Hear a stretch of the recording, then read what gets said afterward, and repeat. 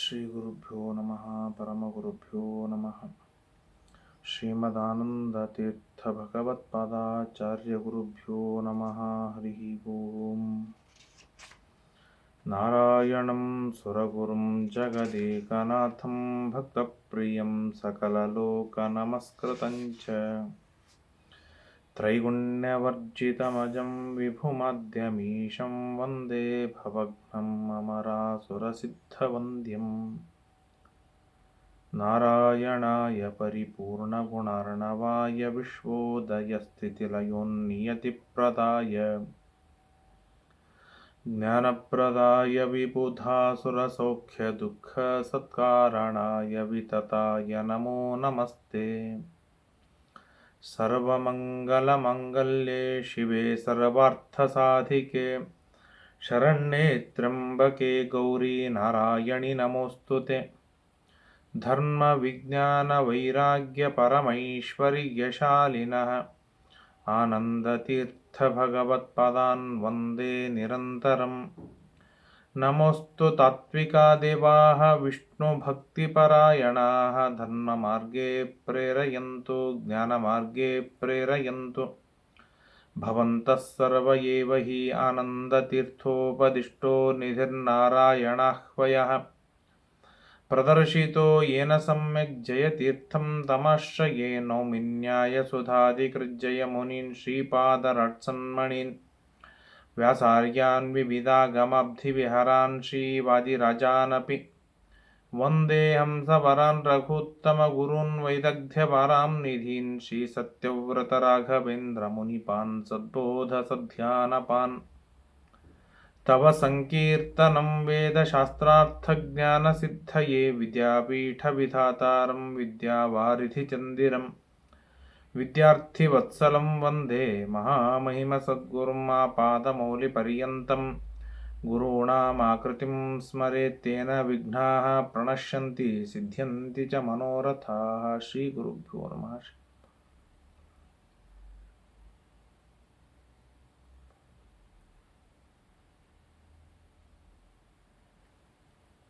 ಶ್ರೀ ಗುರುಭ್ಯೋ ನಮೋ ನಮಃ. ಹರಿ ಓಂ.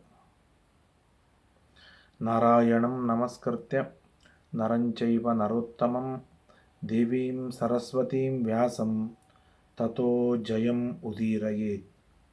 ಮಹತ್ವಾದ್ ಭಾರವತ್ವಾಚ್ಚ ಮಹಾಭಾರತಮುಚ್ಯತೆ. ನಿರುಕ್ತಮಸ್ಯ ಯೋ ವೇದ ಸರ್ವಪಾಪೈಃ ಪ್ರಮುಚ್ಯತೆ.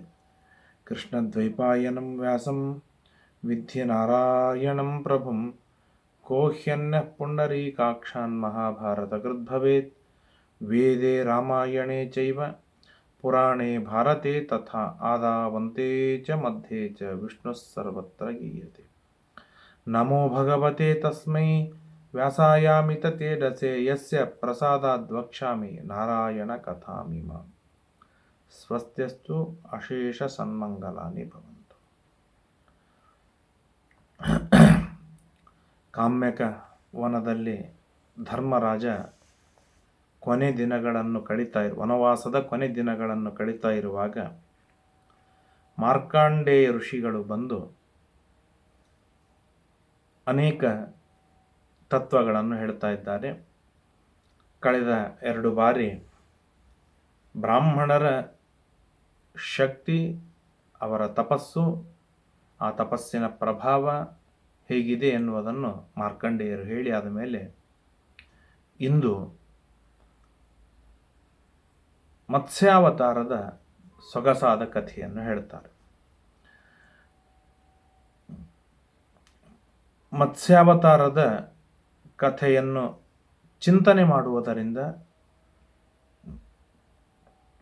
ಕೀರ್ತಿ ಯಶಸ್ಸುಗಳು, ಜ್ಞಾನ ಮೊದಲಾದ ಗುಣಗಳು, ಐಶ್ವರ್ಯ ವೈಭವ ಮೊದಲಾದ ವೈಭವಗಳು ಇವೆಲ್ಲವೂ ಕೂಡ ಚೆನ್ನಾಗಿ ಅಭಿವೃದ್ಧವಾಗುತ್ತೆ.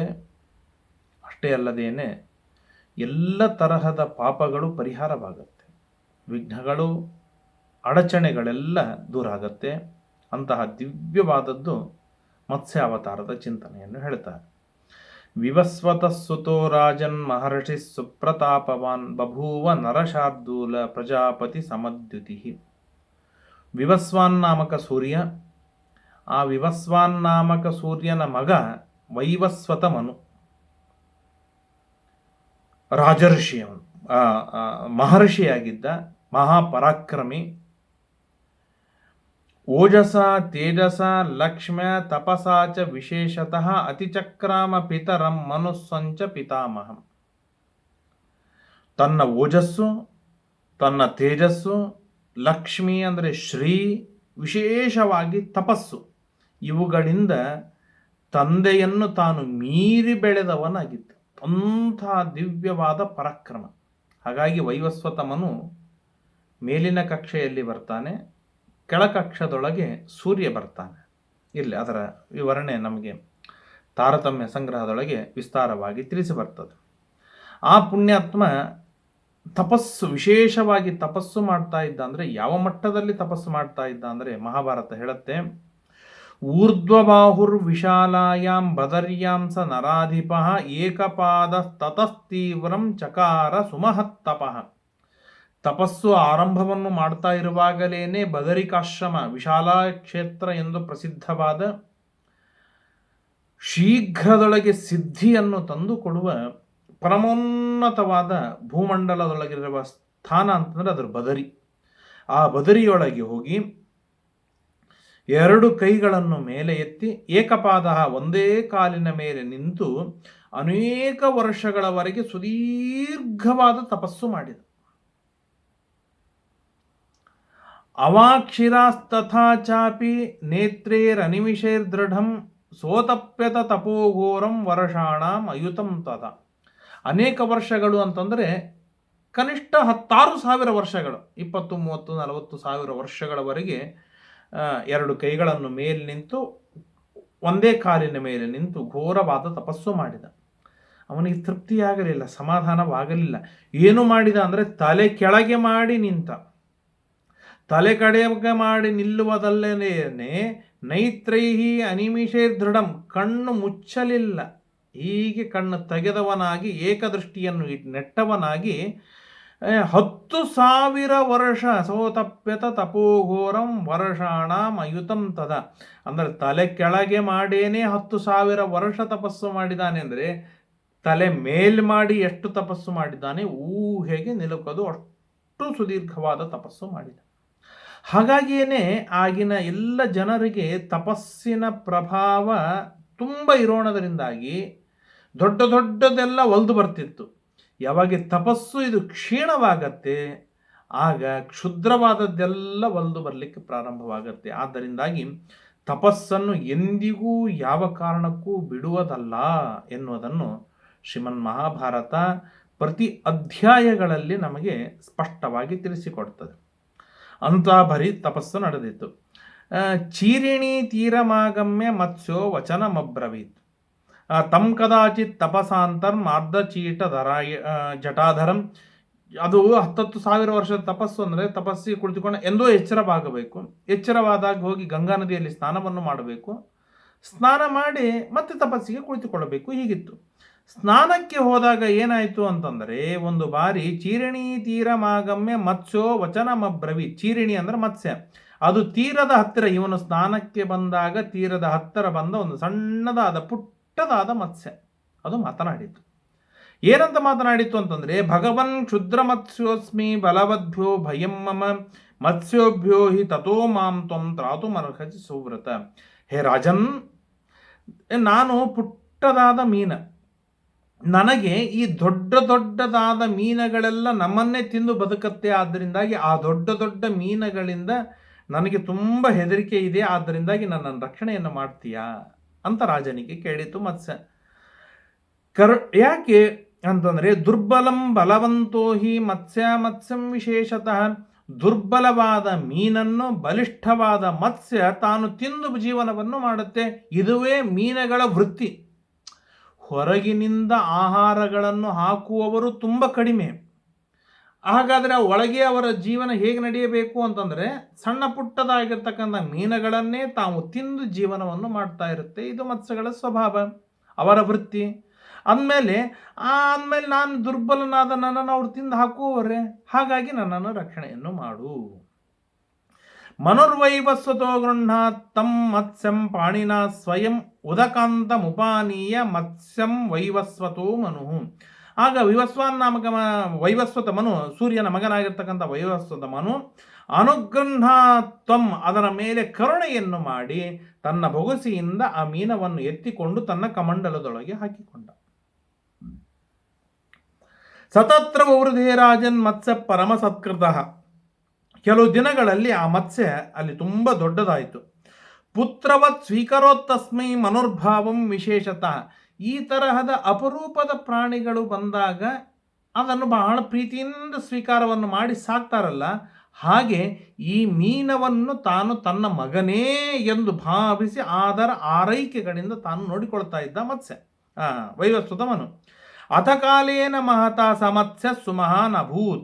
ಕೆಲವು ದಿನಗಳು ಕಳೆದಾದ ಮೇಲೆ ಆ ಮತ್ಸ್ಯ ಸುಮಹಾನ್ ದೊಡ್ಡದಾಯಿತು. ಅಲಿಂಜರ ಜಲೇ ಚೈವ ನಾಸೋ ಸಮಭಿವತ್ ಕಿಲ ಅಥ ಮತ್ಸ್ಯೋ ಮನುಂ ದೃಷ್ಟ ಪುನರೇವಾಭ್ಯಭಾಷತ. ಆ ಕಮಂಡಲನಲ್ಲಿ ಆ ಮತ್ಸ್ಯ ತಾನು ಇರಲಿಕ್ಕೆ ಆಗಲಿಲ್ಲ. ಮಣಿಕಾಖ್ಯ ಪಾತ್ರೆ, ಅಲಿಂಜರ ಅಂತಂದರೆ ಮಣಿಕಾ ಎಂದು ಪ್ರಸಿದ್ಧವಾದ ಪಾತ್ರದೊಳಗೆ ಅದು ಇತ್ತು, ಅಲ್ಲಿ ಇರಲಿಕ್ಕೆ ಆಗಲಿಲ್ಲ. ಅಥ ಮತ್ಸ್ಯ ಹೇಳಿದಾಗ ಆ ಮೀನವನ್ನು ತೆಗೆದುಕೊಂಡು ಹೋಗಿ ಸಮತ್ಸ್ಯ ಮನಯದ್ವಾಪಿ, ಒಂದು ದೊಡ್ಡದಾದ ಬಾವಿಯೊಳಗೆ ವಿಸರ್ಜನವನ್ನು ಮಾಡಿದ. ಸತತ್ರ ಪ್ರಾಕ್ಷಿಪಚ್ಚಾಪಿ ಮನಃಪರು ಪುರಂಜಯ ಅಥಾವರ್ಧತ ಮತ್ಸ್ಯ ಸಹ ಪುನರ್ವರ್ಷ ಗಣಾನ್ ಬಹುನ್. ಅನೇಕ ವರ್ಷಗಳಾದ ಮೇಲೆ ಆ ಮತ್ಸ್ಯ ಆ ಬಾವಿ ತುಂಬ ಬೆಳೆಯಿತು. ದ್ವಿಯೋಜನಾಯತಾವಾಪಿ, 2 ಯೋಜನ ವಿಸ್ತಾರವಾದ ಬಾವಿ, ಅಂದರೆ 16 ಕಿಲೋಮೀಟರಿನ ಬಾವಿ, ಅಷ್ಟು ದೊಡ್ಡದಾದ ಮೀನ ಬೆಳೀತು.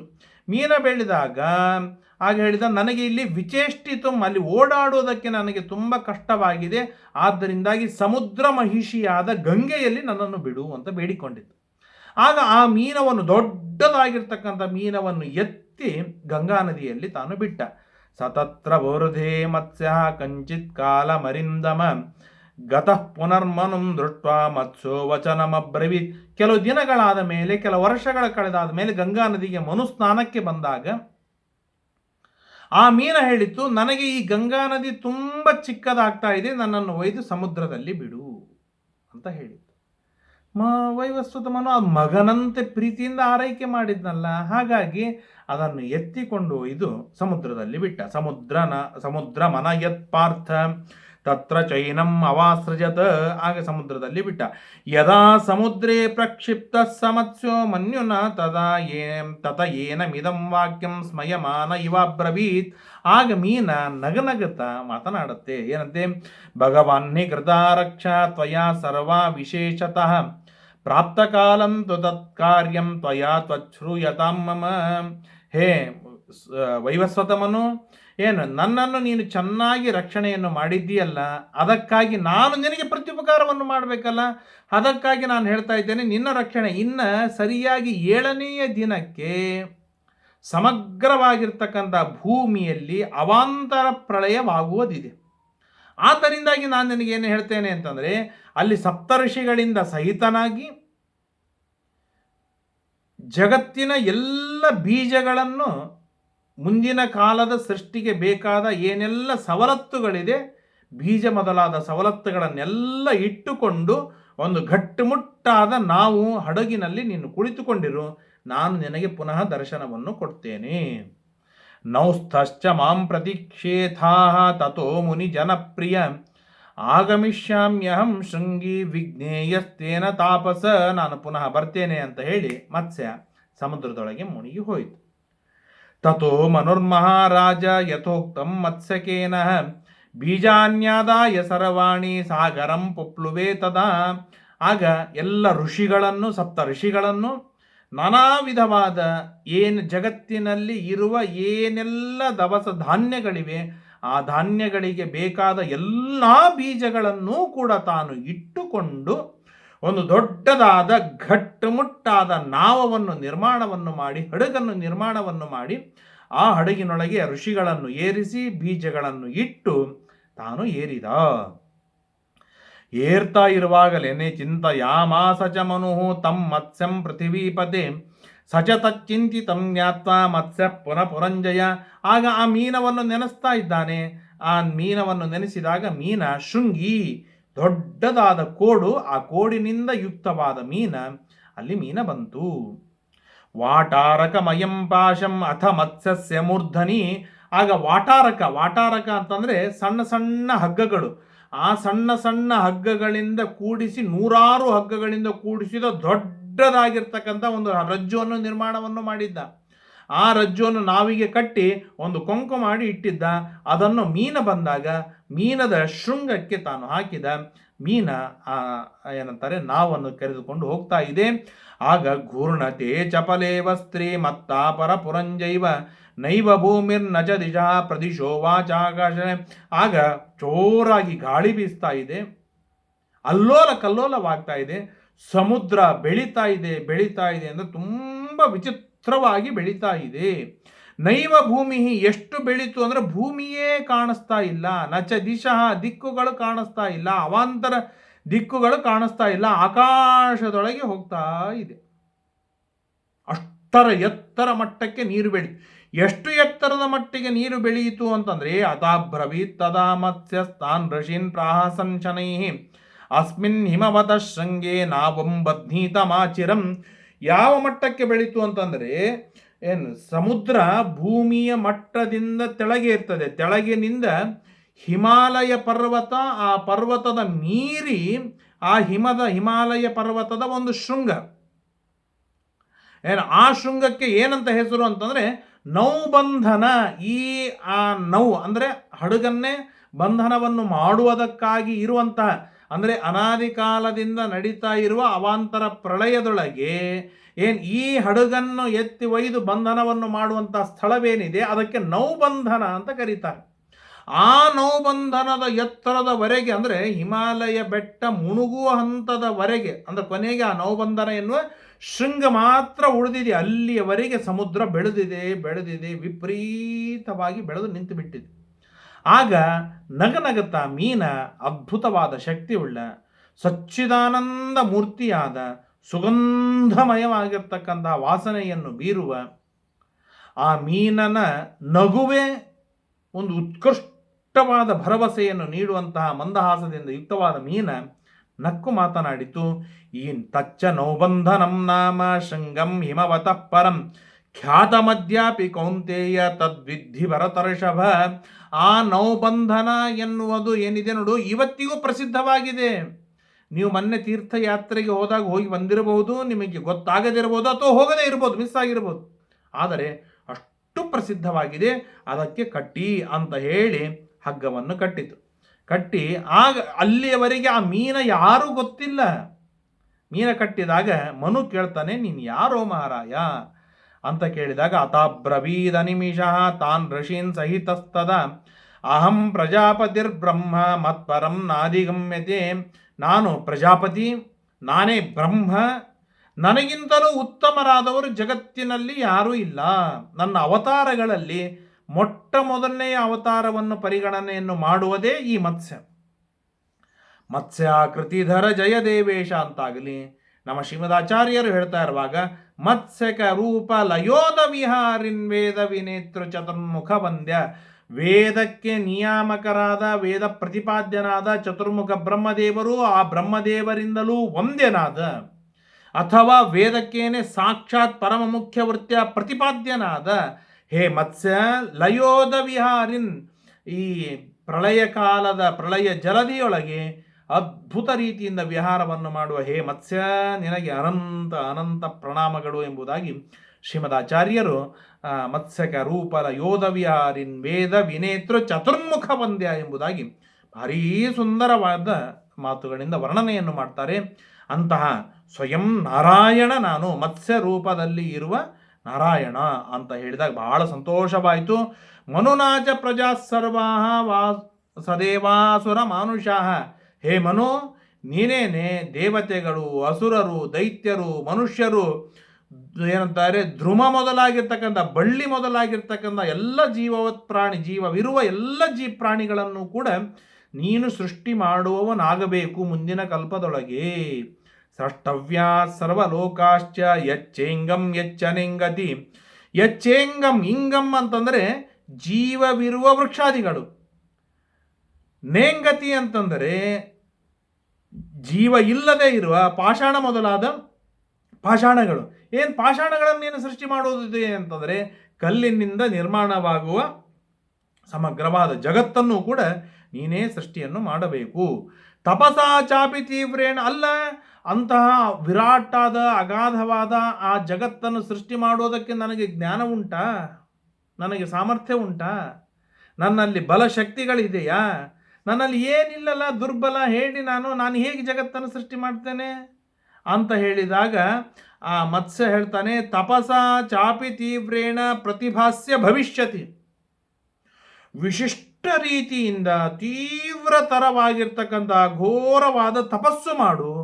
ಆ ತಪಸ್ಸಿನ ಬಲದಿಂದ ನಿನಗೆ ಎಲ್ಲ ಪ್ರತಿಭಾತವಾಗತ್ತೆ, ಎಲ್ಲ ತಿಳಿದು ಬರುತ್ತೆ. ಹೇಗೆ ಸೃಷ್ಟಿ ಮಾಡಬೇಕು, ಏನು ಮಾಡಬೇಕು, ಯಾವ ಯಾವ ಕಾಲದೊಳಗೆ ಏನೇನು ಮಾಡಬೇಕು, ಎಂದೆಂದು ಏನು ಮಾಡಬೇಕು, ಹೇಗೆ ಮಾಡಬೇಕು, ಎಲ್ಲವೂ ಕೂಡ ನಿನಗೆ ತೋರಿ ಬರುತ್ತೆ. ಹಾಗೆ ನೀನು ಜಗತ್ತನ್ನು ಸೃಷ್ಟಿ ಮಾಡ್ತಾ ಸಾಗು. ಮತ್ ಪ್ರಸಾದಾತ್ ಪ್ರಜಾ ಸರ್ಗೇ ನಚ ಮೋಹಂ ಗಮಿಷ್ಯತಿ. ನನ್ನ ಅನುಗ್ರಹ ಇಷ್ಟಿದೆ ಅಂತಂದರೆ ನಿನಗೆ ಎಂದಿಗೂ ಕೂಡ ಜಗತ್ತಿನ ಸೃಷ್ಟಿಯ ವಿಷಯದಲ್ಲಿ ಮೋಹವೇ ಬರುವುದಿಲ್ಲ, ಅಜ್ಞಾನ ಬರುವುದಿಲ್ಲ, ಭ್ರಾಂತಿ ಬರುವುದಿಲ್ಲ, ವಿಪರೀತ ಜ್ಞಾನ ಬರುವುದಿಲ್ಲ. ಏನು ಯಥಾರ್ಥ ಜ್ಞಾನವಿದೆ ಆ ಯಥಾರ್ಥ ಜ್ಞಾನ ಎಲ್ಲ ನಿನಗೆ ಬರ್ತಾ ಹೋಗುತ್ತೆ. ಹಾಗೆ ನಿನ್ನ ಸೃಷ್ಟಿಯನ್ನು ಮಾಡು. ಪ್ರಮೂಢೋ ಅಭೂತ್ ಪ್ರಜಾ ಸರ್ಗೇ ತಪಸ್ತೇಪೇ ಮಹತ್ತಪಃ. ತಪಸಾ ಮಹತಾ ಯುಕ್ತ ಸೋಥ ಸ್ರಷ್ಟುಂ ಪ್ರಚಕ್ರಮೇ. ಆಗ ಇತ್ಯುಕ್ತ ವಚನಂ ಮತ್ಸ್ಯ ಕ್ಷಣೇನಾದರ್ಶನಂ ಗತಃ. ಒಂದೇ ಕ್ಷಣದೊಳಗೇನೆ ಆ ನೌಬಂಧನಕ್ಕೆ ಹಗ್ಗವನ್ನು ಕಟ್ಟಿದೆ, ತನ್ನ ಶೃಂಗಕ್ಕೆ ಇರುವ ಹಗ್ಗವನ್ನು ಅದಕ್ಕೆ ಕಟ್ಟಿ ಮತ್ಸ್ಯ ತಾನು ಅದರ್ಶನಾಯಿತು.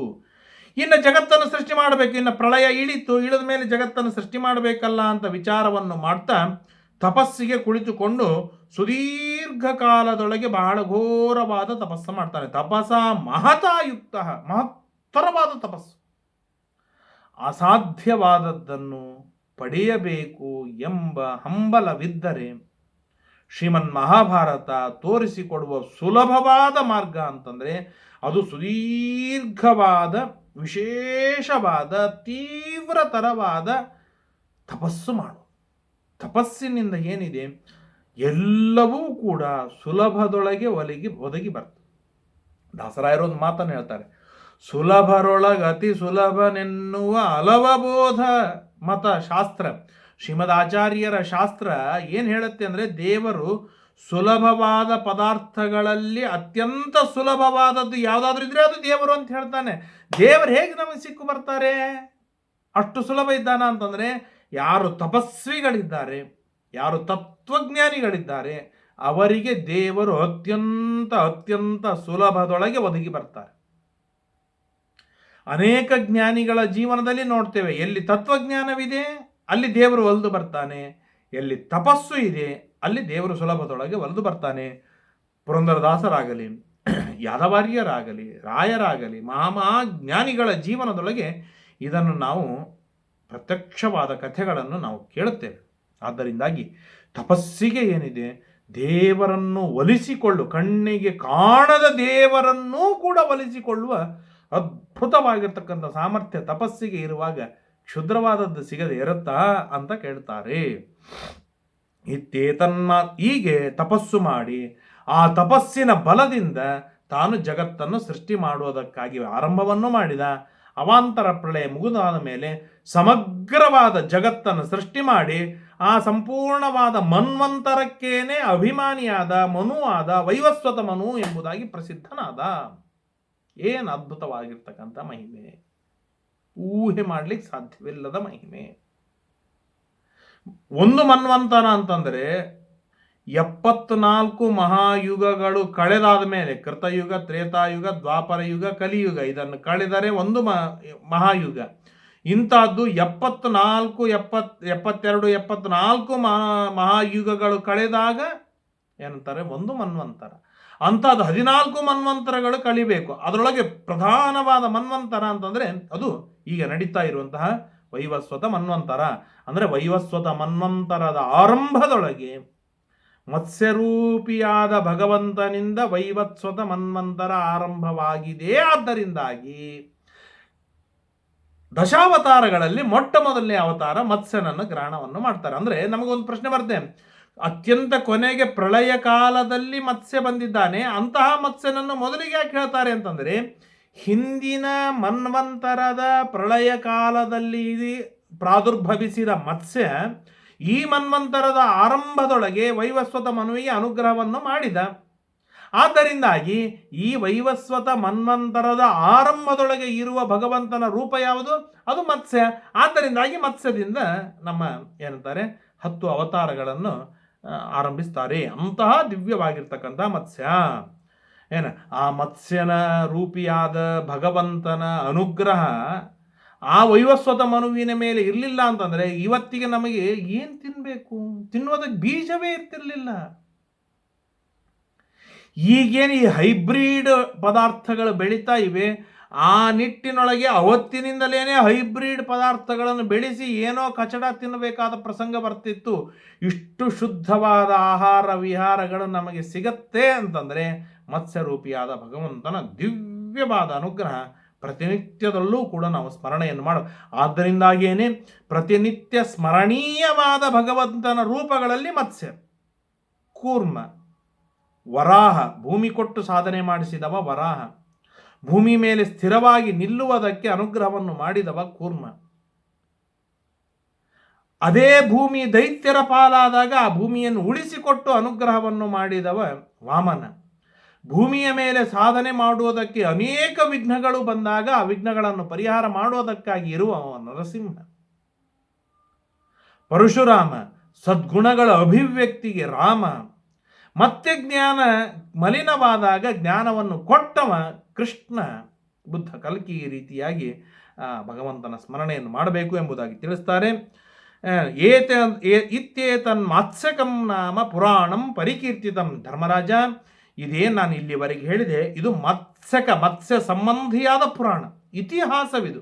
ಮತ್ಸ್ಯ ಪುರಾಣ ಅಂತ ಅನ್ನೋದೇ ಒಂದು ದೊಡ್ಡದಾಗಿರ್ತಕ್ಕಂಥ ಪುರಾಣವಿದೆ. 18 ಪುರಾಣಗಳಲ್ಲಿ ಆ ಪುರಾಣದಲ್ಲಿ ಬಂದ ಪ್ರಧಾನವಾದ ಕಥಾನಕವನ್ನು ನಾನು ನಿನಗೆ ಹೇಳಿದ್ದೇನೆ. ಆಖ್ಯಾನಮಿದಮಾಖ್ಯಾತಂ. ಎಂಥ ಆಖ್ಯಾನ ಇದು ಅಂತಂದರೆ ಸರ್ವ ಪಾಪಹರಂ. ಎಲ್ಲ ವಿಧದ ಎಲ್ಲ ತರಹದ ಪಾಪಗಳು ಎಷ್ಟೆಲ್ಲ ಇವೆ ಆ ಎಲ್ಲ ಪಾಪಗಳನ್ನು ಪರಿಹಾರವನ್ನು ಮಾಡುವ ದಿವ್ಯವಾಗಿರ್ತಕ್ಕಂಥ ಇದು ಮತ್ಸ್ಯ ಮಹಾತ್ಮ. ಪ್ರತಿನಿತ್ಯವೂ ಕೂಡ ಈ ಮತ್ಸ್ಯನ ಚರಿತ್ರೆಯನ್ನು, ಮನುವಿನ ಚರಿತ್ರೆಯನ್ನು ಅತ್ಯಂತ ಶ್ರದ್ಧೆಯಿಂದ ದಿನದ ಆರಂಭದೊಳಗೆ ಕೇಳಬೇಕು. ಯಾರು ಈ ಮತ್ಸ್ಯನ ಮಹಿಮೆಯನ್ನು ದಿನದ ಆರಂಭದಲ್ಲಿ ಚಿಂತನೆಯನ್ನು ಮಾಡ್ತಾರೋ ಸ ಸುಖೀ ಸರ್ವಪೂರ್ಣಾರ್ಥ ಸರ್ವಲೋಕಮಿಯಾನ್ನರಃ.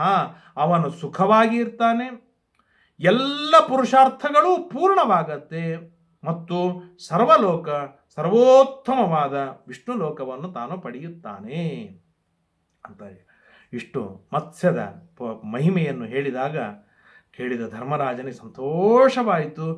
ಎಷ್ಟು ಅಪರೂಪದ ಚಿಂತನೆ ಅಂದರೆ, ಧರ್ಮರಾಜನಿಗೆ ಇದನ್ನು ಯಾಕೆ ಹೇಳಿದರು ಅಂತಂದರೆ, ನೀನು ಈ ಮತ್ಸ್ಯದ ಮಹಿಮೆಯನ್ನು, ಮನುವಿನ ಮಹಿಮೆಯನ್ನು ಚೆನ್ನಾಗಿ ಬೆಳಿಗ್ಗೆ ಚಿಂತನೆಯನ್ನು ಮಾಡು. ನಿನ್ನ ನಿಮಿತ್ತಕವಾಗಿ ಜಗತ್ತು ಚಿಂತನೆ ಮಾಡಲಿ. ನಿನ್ನ ಪೂರ್ಣಾರ್ಥವೇನಿದೆ ಅಂತಂದರೆ, ಶತ್ರುಗಳನ್ನು ಸಂಹಾರವನ್ನು ಮಾಡಿ ರಾಜ್ಯವನ್ನು ಒಲಿಸಿಕೊಳ್ಳುವ ನಿನ್ನ ಇಷ್ಟಾರ್ಥವೇನಿದೆ ಆ ಇಷ್ಟಾರ್ಥ ಶೀಘ್ರದೊಳಗೆ ಈಡೇರುತ್ತೆ. ಅಷ್ಟೇ ಅಲ್ಲದೇನೆ ಉತ್ತಮವಾದ ಲೋಕ ನಿನಗೆ ಮುಂದೆ ಆಗತ್ತೆ ಅನ್ನುವುದಕ್ಕಾಗಿ ಹೇಳಿದ್ದೇನೆ.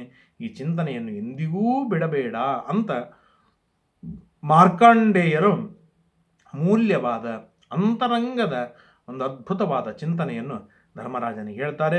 ಸಂತುಷ್ಟನಾದ ಧರ್ಮರಾಜ ಮತ್ತೆ ಪ್ರಶ್ನೆಯನ್ನು ಮಾಡ್ತಾರೆ, ಹಾಗಾದರೆ ಆ ಮನ್ವಂತರದಲ್ಲಿ ಬರುವ ಯುಗಗಳು, ಆ ಯುಗಗಳ ಮಹಿಮೆ, ಆ ಯುಗಗಳ ಧರ್ಮ, ಆ ಎಲ್ಲ ಯುಗಗಳಲ್ಲಿ ಯಾವೆಲ್ಲ ಭಗವಂತನ ಅವತಾರಗಳಾಗಿವೆ ಆ ಎಲ್ಲ ಅವತಾರದ ಕಥೆಗಳನ್ನು ನಮಗೆ ವಿಸ್ತಾರವಾಗಿ ತಿಳಿಸಿಕೊಡಿ ಅಂತ ಪ್ರಾರ್ಥನೆಯನ್ನು ಮಾಡಿದಾಗ ಪುನಃ ಅದನ್ನೆಲ್ಲವನ್ನು ಕೂಡ ನಾಳೆಯ ದಿನ ತಿಳಿದುಕೊಳ್ಳುವ ಪ್ರಯತ್ನವನ್ನು ಮಾಡೋಣ ಎಂಬುದಾಗಿ ತಿಳಿಸ್ತಾ ಇವತ್ತಿನ 4 ಮಾತುಗಳನ್ನು ಮುಕ್ತಾಯ ಮಾಡ್ತೇನೆ. ಶ್ರೀಕೃಷ್ಣಾರ್ಪಣಮಸ್ತು.